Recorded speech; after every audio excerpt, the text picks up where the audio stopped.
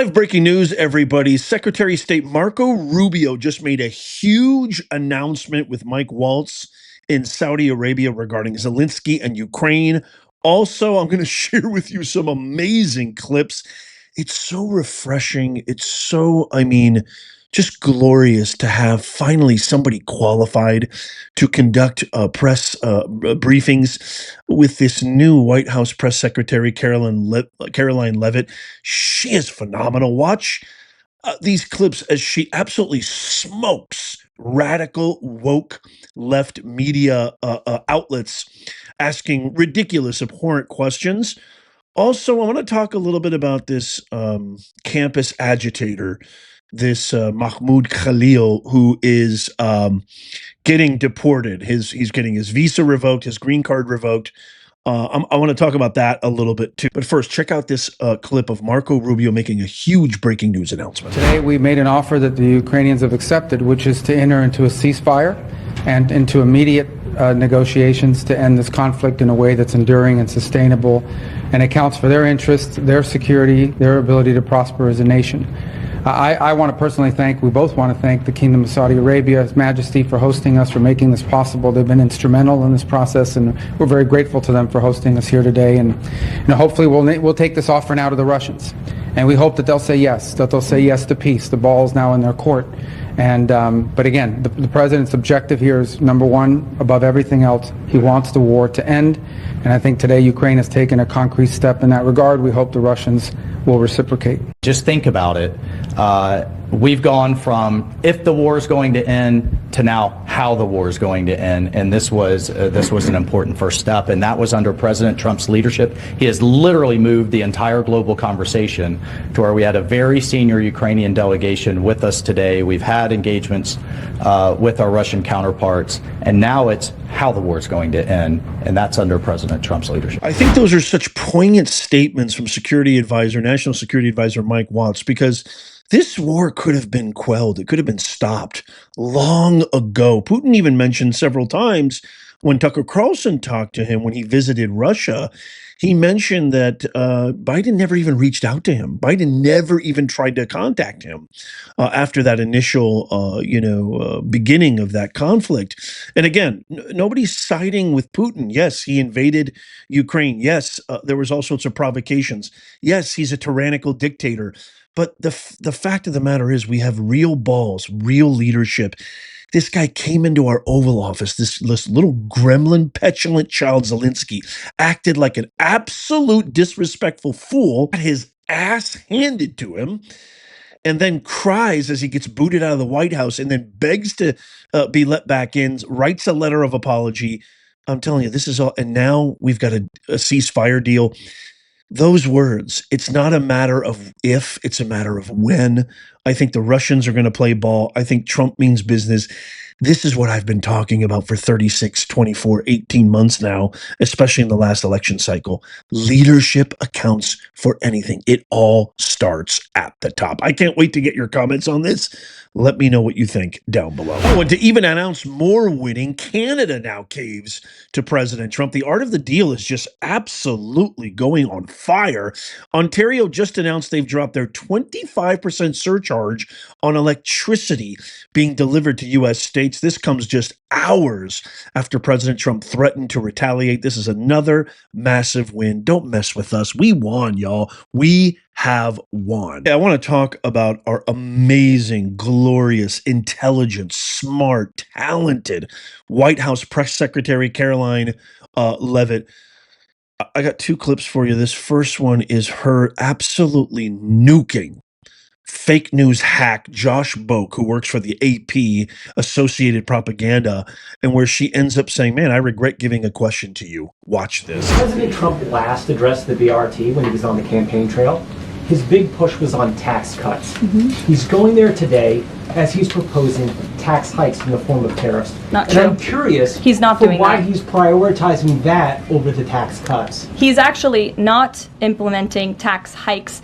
Tariffs are a tax hike on foreign countries that, again, have been ripping us off. Tariffs are a tax cut for the American people, and the president is a staunch advocate of tax cuts. As you know, he campaigned on no taxes on tips, no taxes on overtime, no taxes on Social Security benefits. He is committed to all three of those things, and he expects Congress to pass them later this year. I'm sorry, have you ever paid a tariff? Because I have.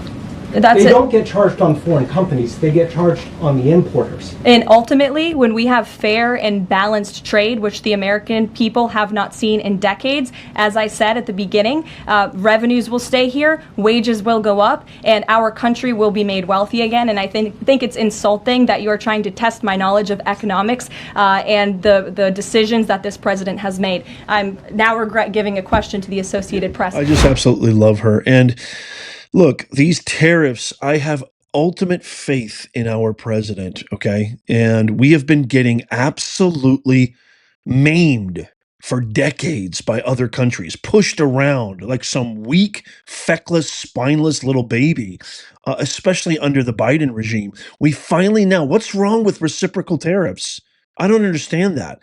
It's called fair. That's what it is. We've got a national deficit that is literally spiraling us to financial collapse. The interest rates on our debt surpasses the budget for our defense.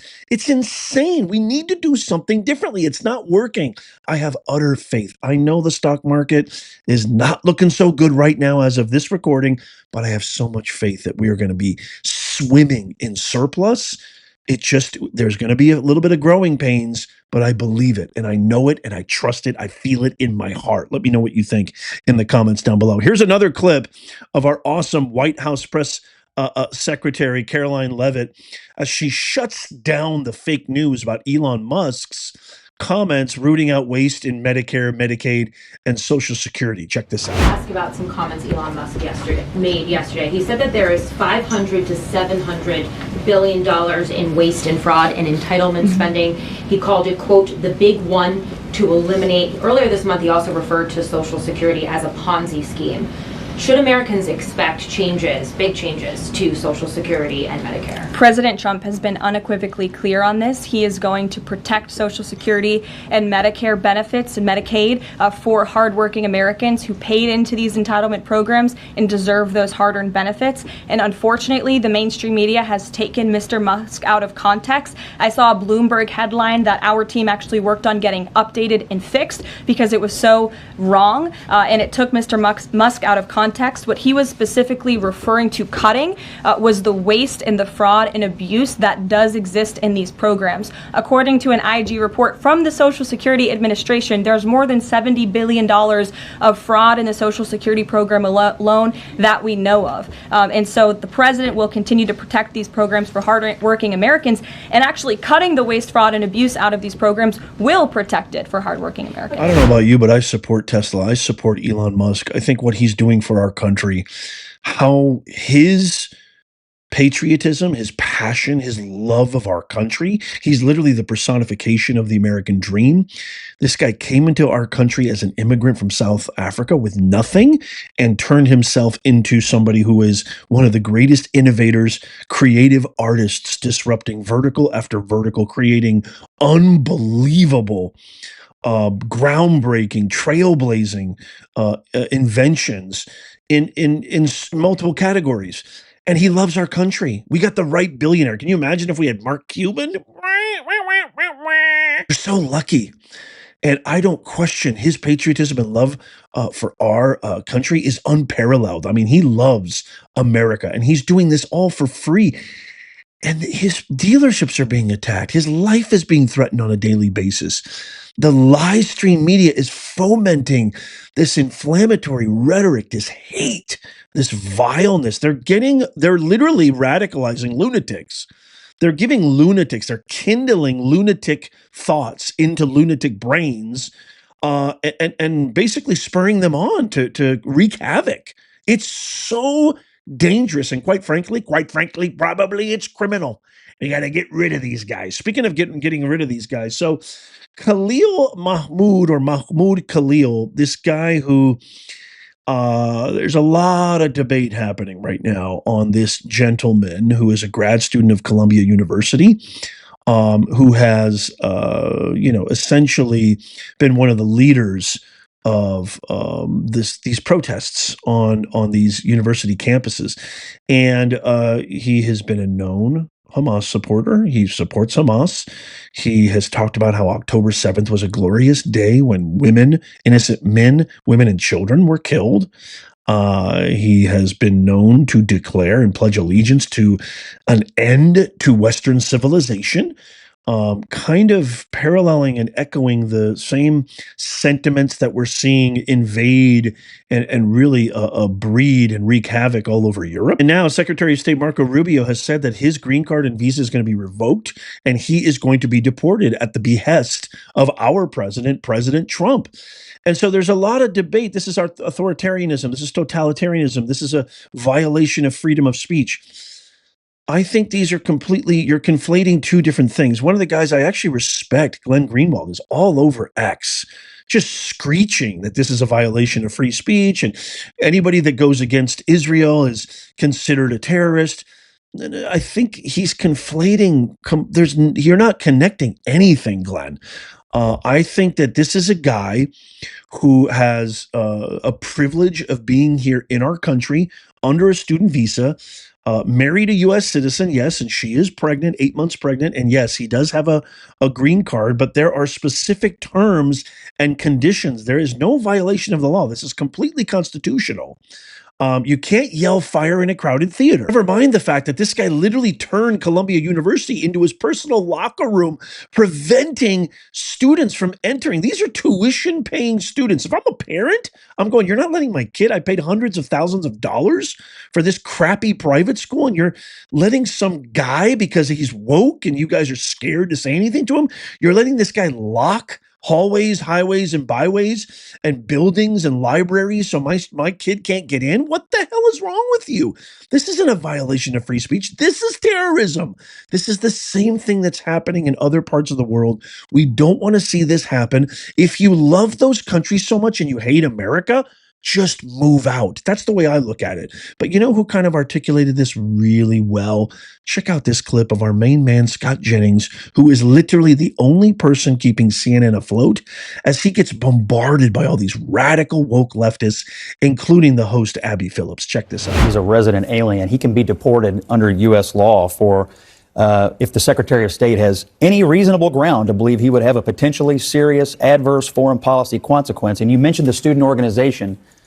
The student organization put out. Let me finish. But before you move on, because I think that's a really important point, right? That's the statute that they're using. Yeah. Have you seen any evidence to suggest that there is actually a serious reason to believe that this student is going to be a threat to national security? I mean, I've certainly watched the abomination that's gone on at Columbia and Barnard and other places, and I will just tell you, threat to national security. And I'll just tell you that I'm not going to let you move on because this is the I'll tell you why it's a threat to national security if you let me answer you. Well, Scott, do you want me to answer you or not? Okay. His organization says we are dedicated, fighting for the total eradication of Western civilization. Okay. He's not a citizen. He doesn't need to be here. I don't want to. You just described him having viewpoints that you disagree with. Again, is that enough to have someone lose their rights in this country? He has viewpoints that, in my opinion, jeopardize the security of the United States. But how? He is obviously a radical who is here to foment. No, he's not a radical at all. He's violence against the United States government. He wants to destroy Western civilization. Against the United States government. You're saying eradicate Western civilization doesn't make you a radical? Has he acted in any way that is violence against the United States government, as you just said? I think these protests and the violence they have fomented and the intimidation and fear against the Jewish kids on these campuses is absolutely an act of insurrection against the United States. I don't think any American speech, Scott, that's enough. Look, what they have engaged in is a clear threat to the United States. And if you want the United States to be overrun by radicals the way Europe has, be my guest. But I think the president needs to stand up for the integrity of the United States. What is the threat? The threat of our country and our college campuses being overrun by radicals who are trying to run Jewish kids off of campuses So- and They're not anybody trying to else who run Jewish disagree? kids Yes, off they of- are. Oh, yes, In they are. UCLA. No, In they're not. UCLA. First of all, they wouldn't even let them go to class. First of all, there were Columbia is an abomination. First of all, there were violent counter protests at UCLA that were done by Jewish organizations. No, both sides. Oh, This my God. anti-Semitism is a scourge on this my country. Do gosh. not It both absolutely sides. is. Is that it is not clear that this particular student has engaged in the specific actions that he was talking about. And you've shown me no evidence of that either. Okay, well, guess what? He is not a citizen. If he were a citizen, I might feel differently. He's a guest in this country. Okay. It's my view, So in other and words, it's the you Trump don't have administration. proof, but it doesn't matter. No, I didn't walk in here with my gumshoe investigative case, Abby. But here's what I do think: this guy's well, running you're an saying that- organization at Columbia Well, that you're has saying that ruined you're two saying that solid someone years should of people's be lives. deported Yes. based on allegations that you have not substantiated. I think he should be deported based on what Okay. the Trump administration You has think he already should be identified. He is a threat to the deported national based security. based on his affiliation. statute you quoted, it's an obscure statute, old statute that's being used, is about being against U.S. foreign policy, right? So, for example, when I was part of protests in Miami, when the Clinton administration and Janet Reno returned Elian Gonzalez to Cuba, is that... Were you trying to eradicate Western civilization? No, I was trying to stop the U.S. government, and I was protesting against what the U.S. government had done. Were you occupying buildings? I was protesting. Were you fomenting violence? I was doing what that. Were you inciting others to engage in violence? I was doing what that statute Were you said. chasing I was people against around? U.S. foreign policy. Were you at the time. intimidating people? Okay, We Scott. were shutting No. down streets. My view is that we're in a fight for the future of Western civilization. This guy's on the wrong side of it, and he don't need to be here. And if I don't see this as like a pro-Israel. It's amazing to me. Like, to me, I don't look at this as pro-Israel, anti-Israel. This is just common sense. Again, the guy is here on very specific stipulations and terms and conditions of his student visa, and he violated those. I mean, like, resoundingly, in a very, very apparent way, obvious way. It's so mind-boggling to me how hard these radical, extreme individuals, I can't even call them leftists anymore. They're not left. They are so far off the spectrum. They're in another galaxy. They're so extreme. They stand up, fight, outraged for these, like, foreigners, for these illegals, criminal. But when it comes to Jocelyn Nungary, when it comes to Laken Riley, when it comes to a kid with brain cancer, they sit down. Mum's the word. They their butts are on their hands.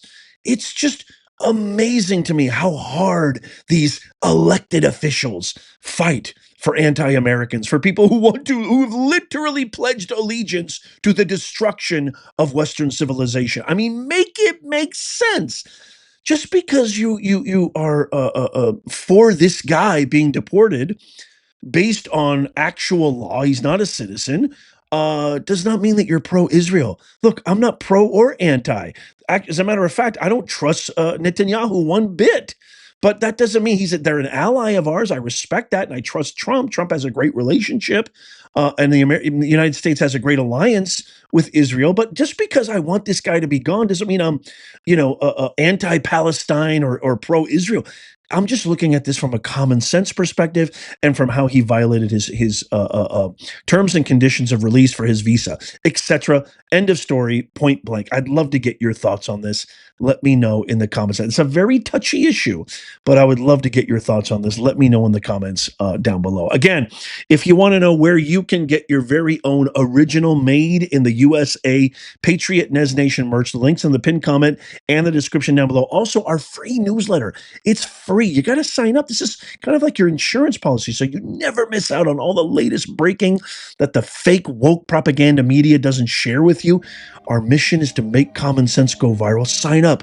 We do not share your email with anybody. We don't spam. It is not the Nez Nation way. So sign up for that. Check out these videos coming up on the screen right here, just in case you missed them. Tap my face right there to subscribe and follow. And as always, may God bless you and may God bless the USA. I'll see you soon.